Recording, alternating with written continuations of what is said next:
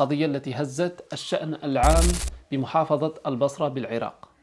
وهذه القضية ستؤكد لكم بأنه لا يجب على الإنسان أن يثق كثيرا مهما كان الشخص الذي يتواصل معه، مهما كانت مكانته، لا يثق فيه أبدا، لأن الشخص في أي لحظة قد يتغير وقد يتحول من شخص عادي إلى حيوان شرس.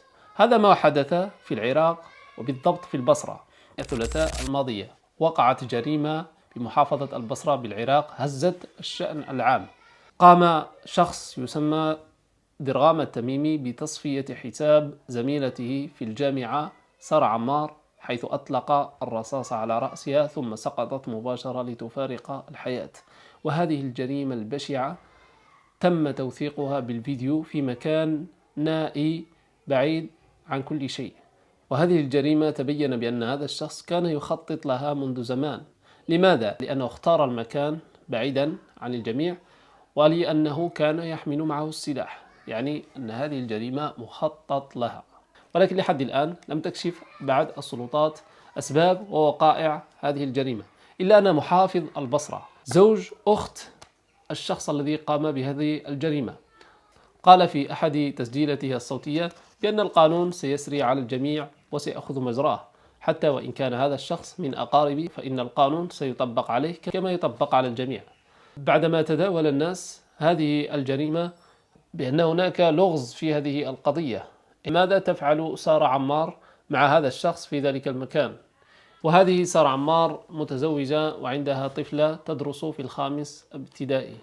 حرمها هذا الشخص من بقية حياتها، وحرم هذه الطفلة اليتيمة من أمها.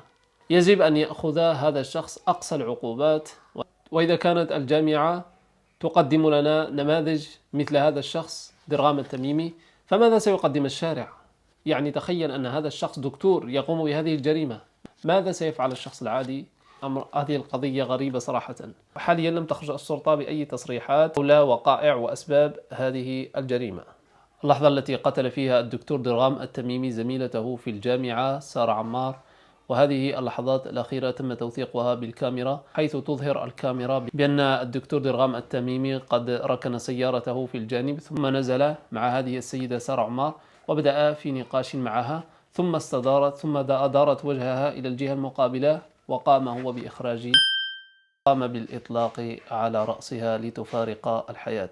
وهذه الجريمة البشعة أثارت جدلا واسعا في محافظة البصرة بالعراق. وهذا الفيديو سهل على الشرطة القبض على هذا الشخص الذي قام بقتل سارة عمار. ولحد الآن أسباب هذه الجريمة مجهولة، ولكن كما يتبين بأن هذه السيدة سارة عمار قد ذهبت من تلقاء نفسها ولم يرغمها هذا الشخص على أن تذهب معه إلى هذا المكان، وكانت وتظهر بأنها كانت مرتاحة معه، مما يؤكد بأنهم ربما كانوا في علاقة. حتى وإن كانوا في علاقة، لماذا يقوم هذا الشخص بقتل هذه الروح؟ أليس الروح عزيزة عند الله سبحانه وتعالى؟